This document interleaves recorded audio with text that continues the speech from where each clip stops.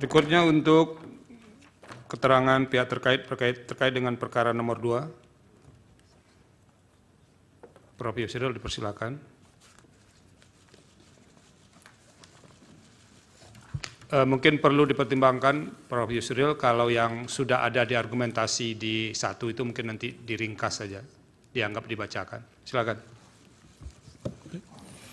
Terima kasih Yang Mulia.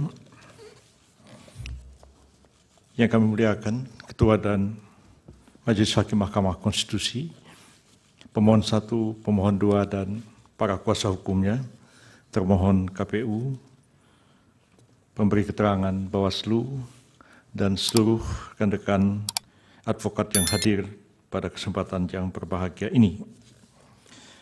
Kami membagi keterangan kami ini dalam 3 bagian dan akan dibacakan oleh 3 kuasa hukum secara bergantian.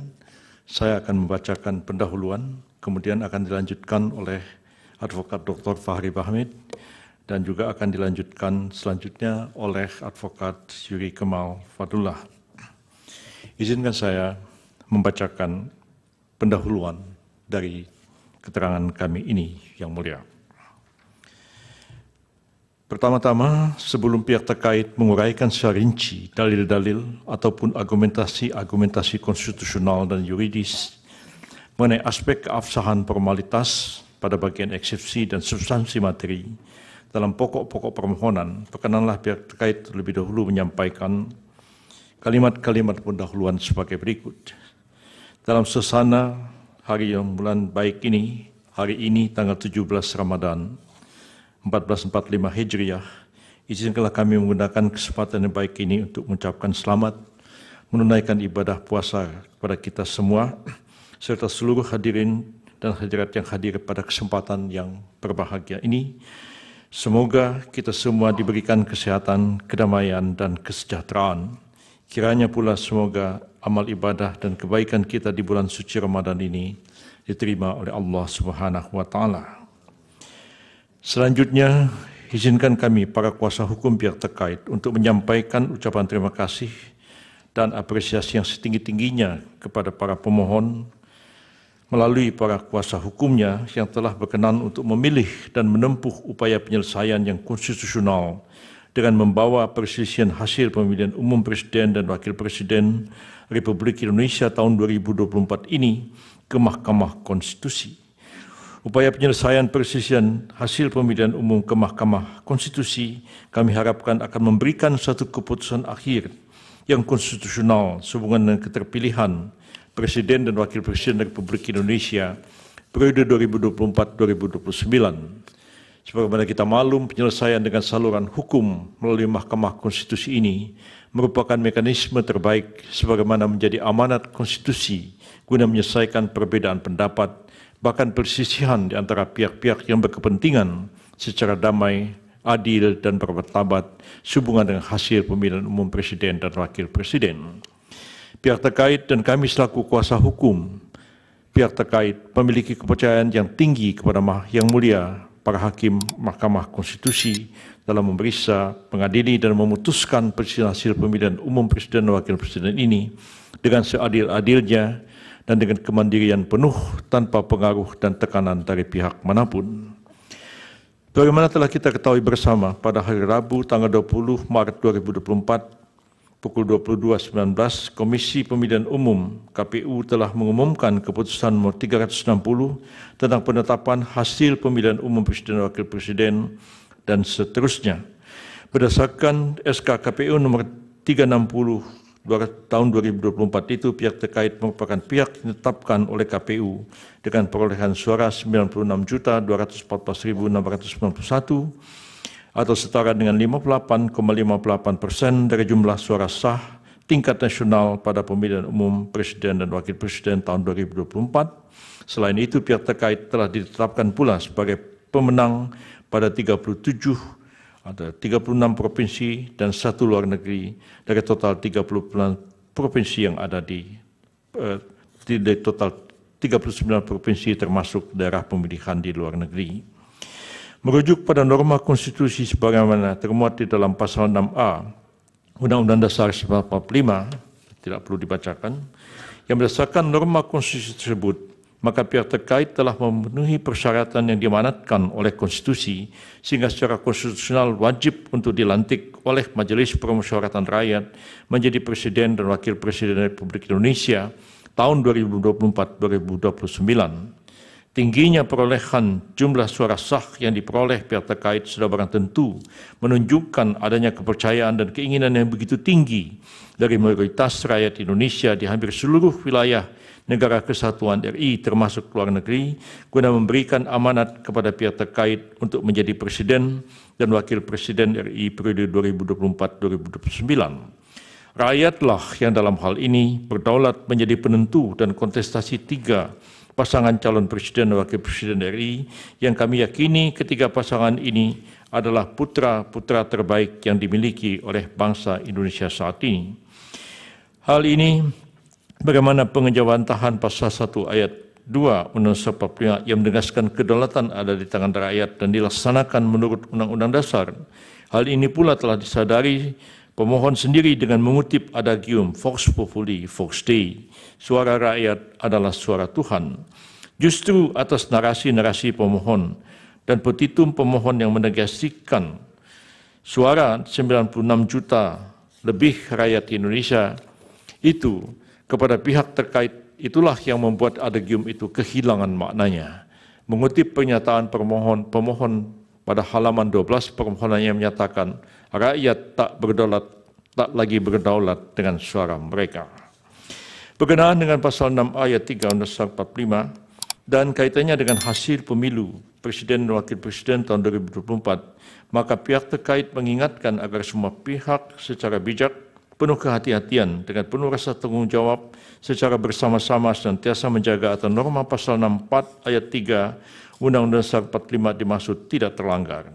Dan sampai setelah hasil pemilihan umum diperoleh atas adanya ketidakpuasan dan kepentingan pihak-pihak tertentu terhadap pemilihan umum Presiden dan Wakil Presiden dimaksud, kemudian terus-menerus melakukan upaya-upaya delegitimasi dan penegasian terhadap hasil pemilihan umum dengan alasan-alasan yang tidak konstitusional dan tidak bersesuaian dengan peraturan perundang-undangan yang berlaku. Dalam konteks ini, bila mana kita mencermati permohonan dari pemohon akuo, maka akan nampak adanya upaya-upaya yang tidak berlandaskan hukum dari pemohon untuk menegasikan jumlah suara sah 96 juta lebih itu dari rakyat Indonesia kepada pihak terkait. Hal ini alasan dalam bagian posita permohonannya, pemohon menyatakan jumlah suara sah pihak terkait menurut pemohon adalah 0 di seluruh wilayah negara kesatuan Republik Indonesia dan di luar negeri. Selain itu, dalam petitumnya secara tidak konsisten, pemohon berupaya meyakinkan Mahkamah Konstitusi untuk mendiskualifikasikan pihak terkait. Upaya penegasian jumlah suara dan permintaan agar pihak terkait didiskualifikasi oleh pemohon dimaksud merupakan suatu bentuk pengingkaran terhadap demokrasi yang sangat berpotensi melanggar norma pasal 6A ayat 3 Undang-Undang 45 atas alasan pasangan calon presiden dan wakil presiden yang seyogianya secara konstitusional terpilih dengan suara yang mayoritas mutlak di hampir seluruh wilayah NKRI dan seharusnya dilantik menjadi presiden dan wakil presiden tahun 2024, 2029 dan seterusnya. Teramat penting untuk menjadikan perhatian kita bersama bahwa tahapan demi tahapan dalam rangka kampanye pemilu presiden dan wakil presiden 2024 telah dilalui bersama oleh pihak terkait, pemohon dan juga pasangan calon presiden dan wakil presiden nomor urut 1 dan seterusnya tidak kami bacakan. Artinya secara sadar maupun diam-diam pemohon telah menundukkan diri pada kaedah proses tahapan yang telah berlangsung tanpa adanya penolakan.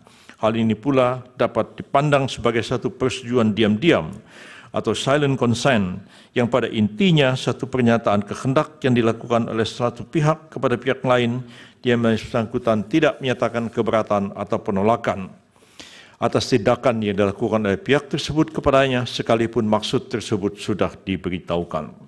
Selanjutnya, bagaimana kemudian reaksi atas mayoritas rakyat Indonesia yang dengan secara sadar dan murninya memilih pihak terkait dengan jumlah suara lebih dari 2 kali lipat dibandingkan dengan suara yang memilih pasangan pemohon.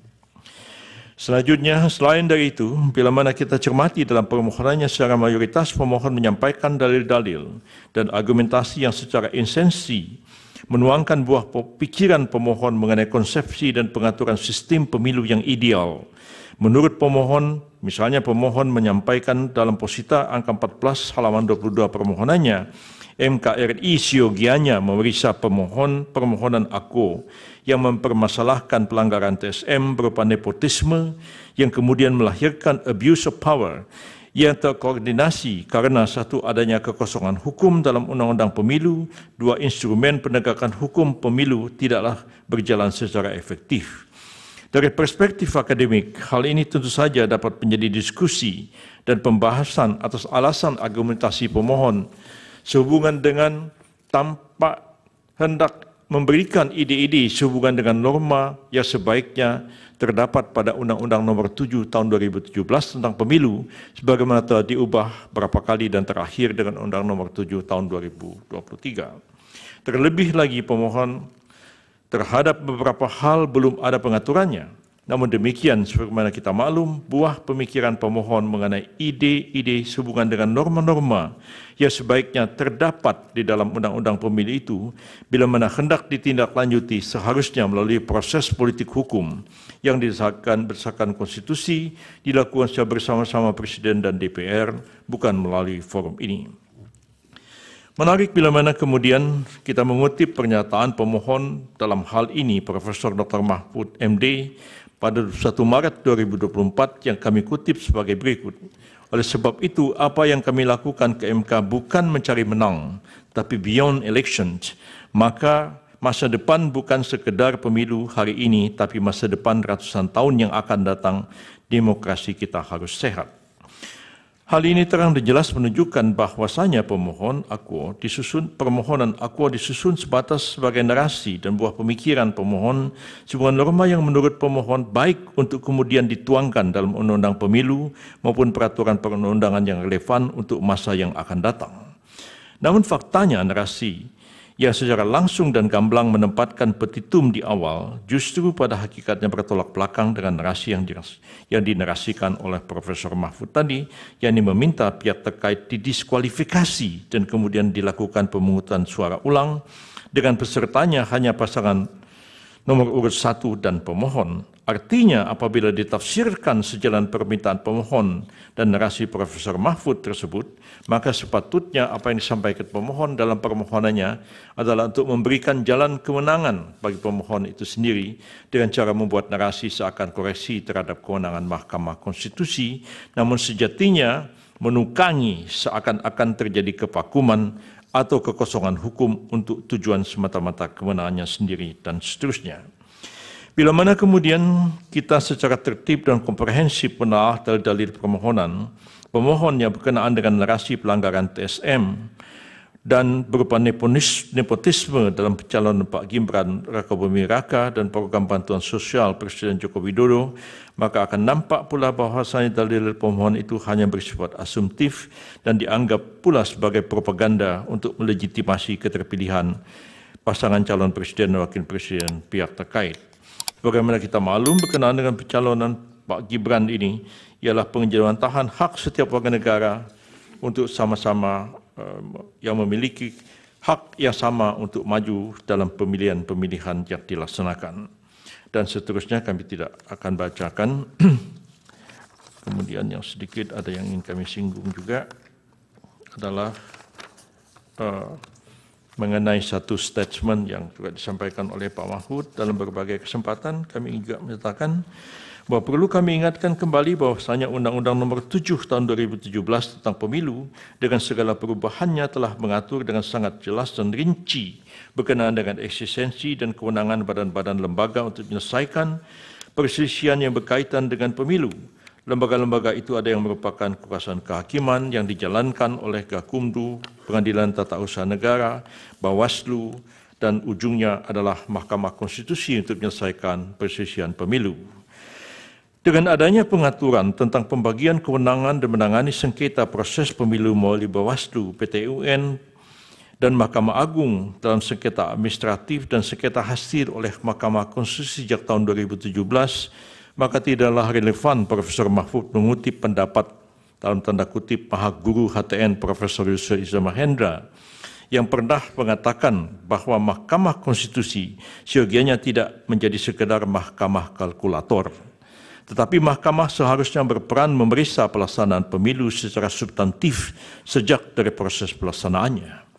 Pendapat itu ada benarnya karena diucapkan pada tahun 2014, 3 tahun sebelum berlakunya Undang-Undang Nomor 7 Tahun 2017 tentang Pemilu yang membagi kewenangan kasus-kasus yang terjadi dalam penyelenggaraan pemilu sebagaimana diuraikan tadi. Sebab itu pendapat tersebut dapat dikategorikan seperti dikenal dalam ilmu fikih, yaitu qaul qadim, satu pendapat yang dimansuhkan, dibatalkan atau ditinggalkan, dengan qaul jadid atau pendapat baru karena norma-norma hukum yang mendasarinya juga telah berubah. Jadi tidak relevan mengutip pendapat 2014 untuk keadaan sekarang karena norma hukum positif sudah berubah. Tapi kalau mau dianggap yang ideal, satu ketika Mahkamah Konstitusi boleh mengadili sampai kepada substansi penyelenggaraan pemilu, maka tentu tidak pada saat sekarang kita membahasnya, tapi mungkin dalam amandemen terhadap Undang-Undang 45 dan amandemen terhadap Undang-Undang Pemilu itu sendiri. Ini klarifikasi, mudah-mudahan dapat kita pahami bersama. Selanjutnya, sehubungan dengan permohon akuo mengemuka pula pertanyaan berikut, yakni apakah pemohon yang merasa telah terjadi berbagai kecurangan dan pelanggaran telah membawa permasalahan yang dihadapi pemohon sehubungan dengan kecurangan dan pelanggaran proses kepada badan-badan atau lembaga-lembaga yang sesuai dengan kewenangan tersebut di atas. Bila sudah, ya, mestinya dilakukan, dan yang dibawa ke Mahkamah Konstitusi adalah bagian terakhir, yaitu persisihan tentang hasil dari pemilihan umum itu sendiri.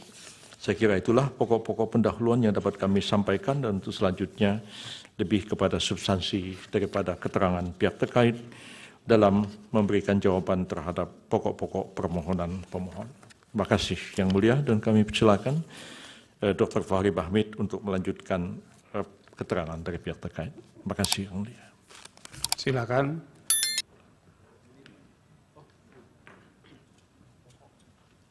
Audio Jungle.